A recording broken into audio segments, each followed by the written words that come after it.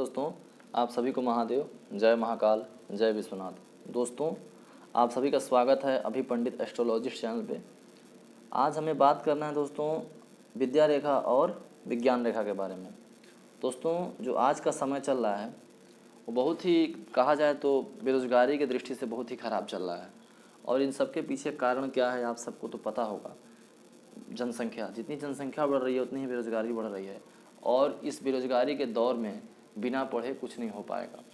हमें किसी भी क्षेत्र में जाना है तो हमको ज़रूरी है ज्ञान, क्योंकि ज्ञानेन हीना पशुभिः समाना ये कहा गया है। मतलब ज्ञान से जो हीन है वो पशु के समान है, तो सब कोई जानता है। पर कई लोग कहते हैं कि बिना पढ़े हम राजा बन जाएंगे, पढ़ के कौन राजा हुआ है। लेकिन दोस्तों देखा जाए तो बिना पढ़े कोई राजा नहीं हुआ है, सब कोई कहीं ना कहीं पढ़ के ही राजा हुआ है। पढ़ने का अभिप्राय ये नहीं कि केवल किताबी ज्ञान से ही, पढ़ने का अभिप्राय एक समझ से भी होता है। अंडरस्टैंडिंग आप कितना मैच्योर होते हैं किसी क्षेत्र में और किसी समस्याओं को कैसे हैंडल करते हैं, ये है ज्ञान। दोस्तों, जो विद्या रेखा होता है ये बताता है कि हम किसी चीज़ का शुरुआत में, किसी चीज़ को शुरुआत मान लीजिए कर रहे हैं, कोई पढ़ाई का मान लीजिए काम किए, हमें तैयारी करना है यूपीएसआई का मान लीजिए, उस क्षेत्र में हमको जाना है, आप तैयारी करना है।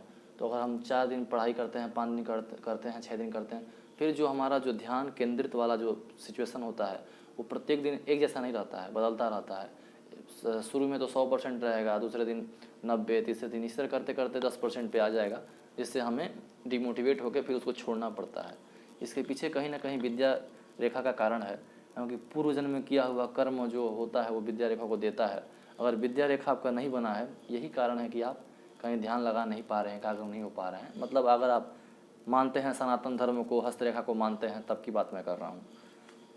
दोस्तों देखिए, विद्या रेखा का जो उद्गम का बात किया जाए तो विद्या रेखा ये आपका शनि पर्वत है, ये शनि पर्वत है, ये आपका सूर्य पर्वत है। इन दोनों के मध्य से विद्या रेखा का उद्गम होता है। अगर यहाँ पे आपका रेखा है तो समझिए कि आपके पास विद्या रेखा है। अगर कोई भी कार्य करते हैं तो आप सफलता प्राप्त करने के काफ़ी करीब हैं, बस कार्य करते रहिए। दोस्तों, विद्या रेखा की अगर उत्तमता की बात की जाए, कितना उत्तम रहेगा, किस तरह है, तो दोस्तों अगर विद्या रेखा लंबा है और हल्का सा मुड़ा हुआ है इधर इस तरफ सूर्य की तरफ हल्का सा, तो काफ़ी अच्छा है।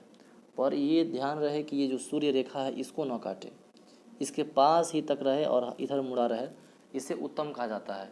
इस तरह का अगर विद्या रेखा आपके पास है तो आप किसी का भी किसी क्षेत्र में तैयारी कर रहे हैं तो आपका जो ध्यान है वो एकाग्र रहेगा। आप इतने मैच्योर हो जाएंगे कि आपको किससे बात करना है, किससे बात नहीं करना है, ये आपके पास समझ रहेगी। अगर विद्या रेखा नहीं है, इधर उधर मुड़ा है भी तो, लेकिन अगर मान लीजिए शनि पर्वत के इधर मुड़ जाए तो फिर आपके बीच में चंचलता रहेगी, आप परेशान, भटकाव आपके अंदर आएगा। कभी यूट्यूब खोलेंगे, कभी इंस्टा खोलेंगे, इस तरह कई जगह अपना समय को व्यतीत करेंगे। दोस्तों, ये विद्या रेखा होने के बाद भी अगर आप चाहते हैं डॉक्टर बनना है, इंजीनियर बनना, वैज्ञानिक बनना, इन सब का योग देखा जाता है बुध रेखा, जो बुध पर्वत है आपका, बुध रेखा जो होता है उसके नीचे ही अगर इस तरह का डॉट डॉट बना है, इस तरह के कई जैसे लंबे लंबे रेखा हैं, छोटे छोटे छोटे छोटे, अगर इस तरह की रेखा है तो ये दर्शाता है कि आपका जो विज्ञान रेखा है काफ़ी प्रबल है। अगर आप चाहते हैं वैज्ञानिक बनना, साइंटिस्ट बनना यानी कि, और डॉक्टर बनना, शिल्पकार बनना है, यानी आपको बीटेक कर रहे हैं, उसमें बीटेक के जितने भी फील्ड में जो भी आते हैं उन सब में किसी फील्ड में अगर जाना चाहते हैं आप, तो आप निश्चिंत होकर तैयारी कीजिए। सफलता मिलने के आप काफ़ी करीब हैं, सफलता को आप प्राप्त कर सकते हैं, क्योंकि जो आपका योग है काफ़ी उत्तम योग है।